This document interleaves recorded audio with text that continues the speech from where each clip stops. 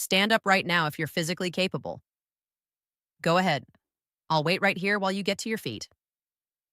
Once you're standing, just pause for a second and truly notice how your body and mind feel in this precise moment. Are you picking up on any subtle stiffness starting to settle into your joints or creeping into your lower back? Maybe a heavy, deep tiredness pressing down on you? Or that familiar mental fog quietly clouding your thinking? Here's an important truth that too many older adults overlook or downplay. The mild cognitive slowing you're experiencing right now, those frustrating little memory lapses, trouble pulling up the right word, or that general sense of mental dullness, might not be an unavoidable or truly normal part of getting older, even though so many people have quietly accepted it as inevitable over time. Let me tell you the surprising, frequently ignored reality. These ongoing sleep difficulties are silently and steadily wearing away at the long-term health and sharpness of your brain. The harm happens quietly, no sharp pain, no obvious alarms, and usually without you even realizing the slow damage that's accumulating. What if I said plainly that the single largest hidden factor quietly sabotaging brain health in so many seniors isn't excess sugar, isn't solely years of stress, and isn't mainly your genetics, but something much more common, everyday, and completely under your control to improve? Your sleep habits, routines, and daily patterns?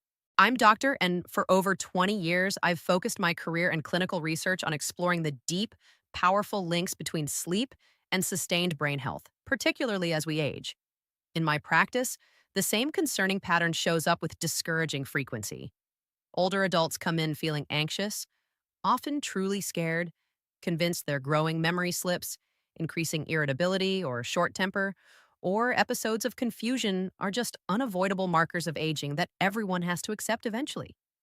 But in a surprisingly large number of these situations, when we look at the whole picture closely, the real root cause turns out to be something far more fixable, treatable, and manageable: the quality of their sleep, or more accurately, how consistently they've been missing out on dependable, high quality, deeply restorative sleep night after night. A lot of the sleep guidance people have followed for years, and much of what still shows up in standard advice, is unfortunately incomplete. It overlooks several of the most important and impactful details. True sleep quality isn't mainly or solely about how many hours you spend lying in bed. In truth, sleep is the single most vital, non negotiable daily window when your brain performs essential behind the scenes upkeep and renewal. It actively flushes out harmful metabolic waste and toxic proteins, like the well known beta amyloid associated with cognitive decline, that accumulate while you're awake. It solidly consolidates and reinforces the new memories and skills you picked up during the day. It carries out careful repairs on tired or damaged neural connections. And it resets your emotional centers to bring back balance, calm, and emotional strength for the next day. When sleep gets repeatedly interrupted, fragmented, shallow, or missing real depth, even if the total time in bed looks adequate, the brain is nearly always the first organ to show the resulting harm, decline, and reduced performance. From a strong clinical and neuroscientific viewpoint, the suprachiasmatic nucleus, SCN, your brain's master circadian clock, situated in the hypothalamus, relies heavily on steady, dependable timing signals from your daily habits and surroundings to stay properly synced and function at its best. When bedtime varies too much or lacks consistency, even by just an hour or two night to night, the amount and quality of deep NREM sleep, crucial for solid long-term memory consolidation and synaptic pruning, noticeably drops, weakens, and gets disrupted. A thorough long-term study conducted at the University of Colorado Boulder followed 300 adults across 8 years. The results showed that individuals with irregular or highly variable sleep schedules suffered a striking 30% faster decline, specifically in episodic memory, the type used for recalling personal events and experiences. And this quicker decline happened even when their average sleep length remained about the same. Another frequent habit among many seniors is staying awake in bed for extended stretches, anywhere from 20 minutes to an hour or more, night after night, while telling themselves, it's no big issue, or it only happens now and then. But this habit is especially damaging, sneaky, and self reinforcing. Your brain is an incredibly efficient, lifelong learning machine that constantly builds strong links between locations, behaviors, and mental states. When you keep lying awake, restless, or worried in bed for weeks and months, your brain slowly starts connecting your bed with wakefulness, alertness, rumination, concern, or low level stress, instead of the calm, profound, restorative sleep it ought to represent. Over time, this learned negative link leads to lighter overall sleep structure, far more frequent short awakenings and fragmentation all night long, and a major drop in slow wave deep restorative sleep. Think of a simple everyday comparison. It's like trying to park your car repeatedly, but leaving the engine idling in the middle of a loud, hectic city intersection instead of guiding it into a quiet, protected garage. Your bed should be a tranquil, secure, predictable refuge, a true garage where your mind and body can fully unwind and recharge. But by staying awake and mentally engaged in it night after night, you unintentionally turn that peaceful space into something chaotic, like rush hour traffic buzzing with nonstop stimulation. Research from Johns Hopkins University, which tracked 250 adults aged 65 and older over a long period, discovered that those who regularly spent extended times awake in bed experienced, on average, 42% more disruptive awakenings during the night and noticeably higher levels of morning anxiety and tension. The slow but real buildup of consequences includes steadily worsening daytime brain fog, ongoing irritability or quick temper, reduced emotional rebound, and even the start or worsening of anxiety, even in people who hadn't dealt with much of it before. Imagine your brain as a big absorbent sponge throughout the day. It needs enough wakefulness pressure from long active hours to be fully squeezed out, cleaned, and refreshed during sleep. When you cut that daytime buildup short by going to bed much too early, the nighttime processes of detoxification, repair, and memory reinforcement can't happen as fully or effectively. Detailed polysomnography studies from the University of Michigan found that seniors with very early bedtimes, often 8 p.m. or before, had REM sleep cycles roughly 20% shorter on average, even when they stayed in bed for 9 to 10 hours trying to rest. This timing mismatch often looks like, and is frequently mistaken for, the early signs of cognitive decline or mild cognitive impairment.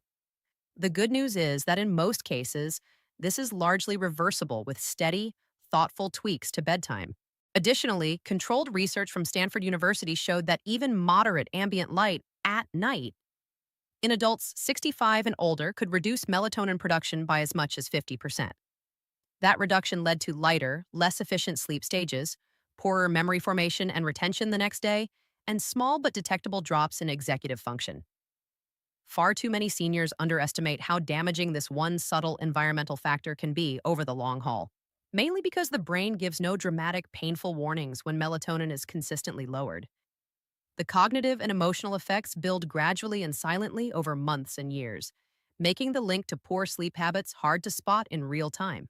Take Harold as an example, a 68-year-old gentleman who gradually moved his bedtime earlier and earlier, finally landing on 7 p.m., thinking more horizontal time would bring better rest, quicker recovery, and more daytime energy. Instead, the reverse happened. He woke up completely alert at 3 a.m. every night, unable to fall back asleep, lying there staring at the ceiling in frustration for hours. Later, neuropsychological testing showed mild but clear declines in short-term recall and working memory.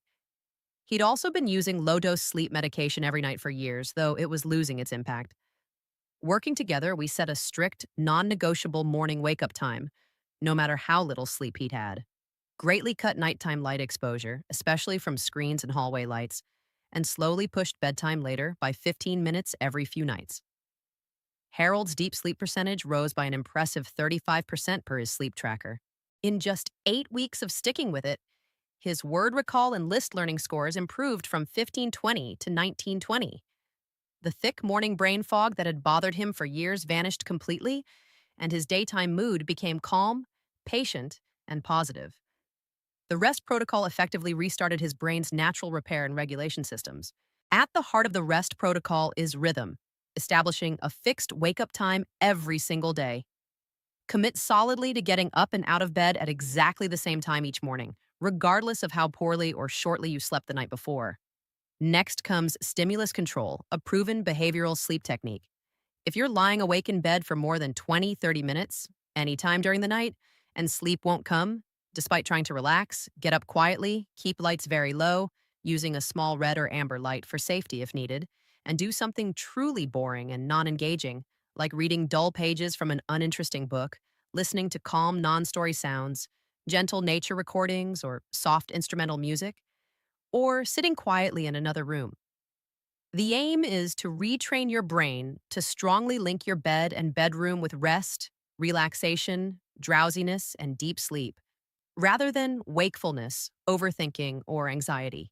Research from Johns Hopkins showed this method cuts average nighttime awakenings by about 42% in seniors within 6 weeks of steady use. Then there's timing, the third pillar.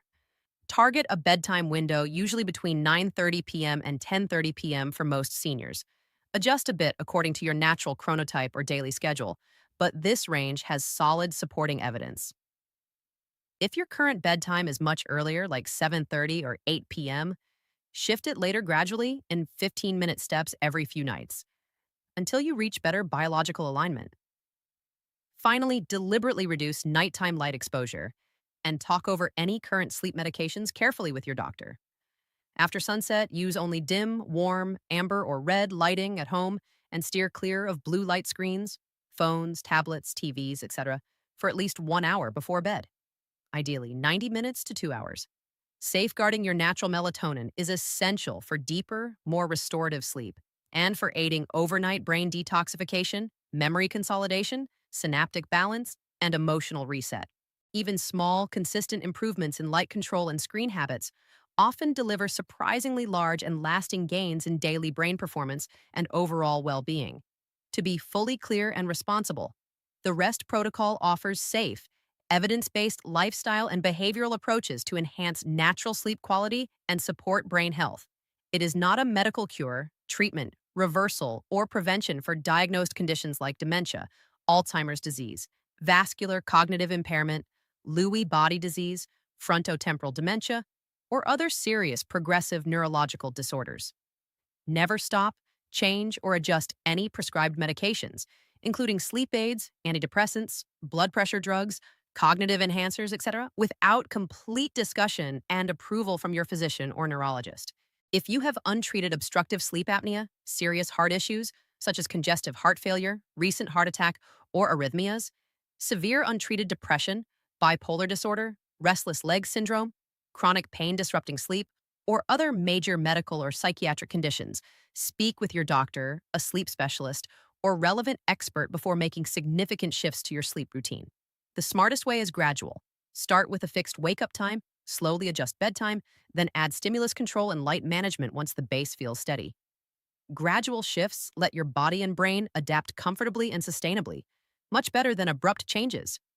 These steps are low risk, generally safe for most older adults when done thoughtfully, and backed by strong, peer-reviewed evidence showing real improvements in sleep quality, cognition, and brain health with aging.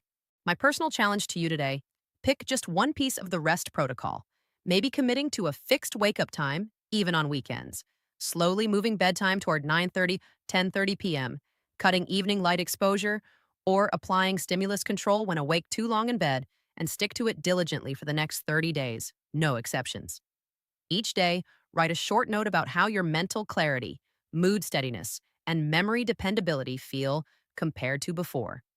After 30 days, come back here and share openly in the comments what worked well, what was difficult, and any shifts, big or small, in brain function, energy, mood, or sharpness. Your real experiences can motivate, uplift, and build hope and connection for others dealing with the same issues while strengthening your own resolve. Your brain has loyally carried you through decades of life's highs and lows, joys, challenges, achievements, setbacks, quiet wins, everything. It has been your companion, problem solver, memory keeper, and emotional foundation. It deserves so much more than to be brushed off as just old age, when a great deal of decline may actually come from fixable sleep problems rather than irreversible aging. The empowering reality is that you can take practical, science supported steps right now to gain sharper memory, better focus, more stable emotions, and renewed mental energy, all through thoughtful, consistent improvements to your sleep habits. The overlooked truth remains: poor, inconsistent, low quality sleep, not just sugar, not chronic stress alone, not mainly genetics, is quietly speeding up brain function decline every day, often without pain or clear signals. Over more than 20 years in senior brain health and sleep research and practice, I've seen this preventable pattern repeat in hundreds of patients. Memory issues, irritability, confusion, word finding trouble, daytime fatigue, and lowered resilience often stem from chronic sleep disruptions and less than ideal sleep patterns, not simply from aging itself.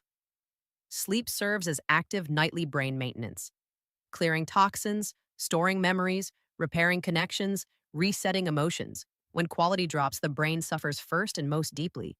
The truth that so many keep overlooking, undervaluing, or missing completely is this: poor, disrupted, inconsistent, or low quality sleep habits, not excessive sugar over the years, not chronic stress by itself, not primarily genetic factors, are quietly and steadily harming and accelerating brain function decline every single day, often without pain, without dramatic alerts, and without the link being obvious right away. After more than 20 years devoted to senior brain health and sleep science in research and clinical practice, I've observed this same avoidable pattern countless times in hundreds of patients. Memory lapses, increased irritability or emotional reactivity, growing confusion or word finding difficulties, ongoing daytime fatigue, and reduced mental resilience very commonly come from chronic sleep disruptions and suboptimal sleep structure rather than unavoidable aging alone. Sleep is much more than passive rest. It's the critical, active, nightly period when your brain handles essential housekeeping, clearing built up toxic metabolic waste, consolidating and strengthening new memories for long term storage, carrying out microscopic repairs to damaged or weakened neural pathways, and resetting your emotional equilibrium and limbic system for better stability and adaptability ahead. When sleep quality repeatedly declines, fragments, or gets shallower, your brain inevitably takes the hardest hit first and most severely, often long before other organs show obvious signs. Thank you truly, from the bottom of my heart, for taking the time to watch, listen, or read all the way through. It means a great deal that you gave this time to learning about something so crucial to your long term well being. Feel completely free and encouraged to share your current age in the comments. It helps create community understanding. Or just write the word foggy if that captures how your thinking or energy has felt lately. Or type I'm in if you're ready and motivated to start at least one small, practical rest change tonight or tomorrow. Improving and protecting your sleep is one of the kindest, most powerful, accessible, and meaningful things you can do for your mind's long term health, sharpness, and vitality. I genuinely appreciate you being here with me today, and I look forward to hearing from you soon, whether with a brain restored note, your 30-day update, or a brief comment on how this message connected with you. Take wonderful care of yourself and your sleep. Until next time. One last gentle reminder as we wrap up: the rest protocol changes are intentionally approachable, sustainable, and forgiving. You don't have to overhaul your whole life overnight. Trying to do everything at once often leads to feeling overwhelmed and quick burnout. That's exactly why the protocol emphasizes starting with just one pillar: rhythm as the strongest and most foundational, since a consistent wake up time creates a reliable anchor for everything else to build on. Once that anchor is firm, the other adjustments, bedtime timing, stimulus control, light management, become much easier and more effective. Many people beginning this journey report that the first week or two feels a bit odd, perhaps waking at the new fixed time feeling groggy after short sleep, or fighting the urge to nap, a common impulse best gently resisted when possible to preserve nighttime sleep drive. These short lived discomforts are normal signs that your internal clock and sleep pressure systems are recalibrating. They almost always fade within 14 days as consistency builds and your circadian rhythm strengthens. If you run into ongoing difficulties, like staying extremely sleepy during the day after weeks of effort, or noticing loud snoring, gasping, as mentioned by a partner, frequent leg movements waking you, or other indicators of a possible underlying sleep disorder, please don't wait to get professional help. A sleep study, polysomnography, or visit with a board certified sleep medicine specialist can pinpoint treatable conditions like sleep apnea, periodic limb movement disorder, or others that behavioral changes alone may not fully resolve. Addressing those core issues first often makes the rest protocol work better and faster. For most cases, where built up poor sleep habits, rather than a major undiagnosed medical sleep disorder, are the main issue. The power of this approach lies in its simplicity and empowerment.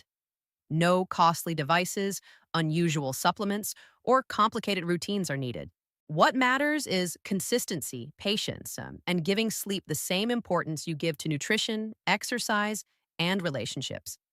Sleep is not a luxury or optional add on. It's the foundation that lets every other part of life work at its best. As you move forward with your chosen single change over the next 30 days, approach it with curiosity instead of perfectionism. Notice what happens when you stick to your wake up time even after a rough night. Observe how energy, mood, and mental clarity change even subtly when you cut evening screens and bright lights. See if getting out of bed after 20-30 minutes awake shortens the time it takes to fall back asleep when you return. These small personal observations are powerful. They turn abstract science into concrete, lived proof that your efforts are making a difference. When the 30 days are up, I truly hope you'll come back and share. It can be brief. Something simple like, age 72, started with fixed 7 a.m. wake up. Fog lifting a bit each week. I'm in. Or, Foggy described me perfectly. After 30 days, no phone past 9 p.m., mornings feel clearer. Or, tough at first, wanted to stay in bed at 4 a.m., but stimulus control helped. Memory already sharper. Your voice counts. Every honest contribution helps someone else reading now, feeling discouraged and wondering if change is possible at their age.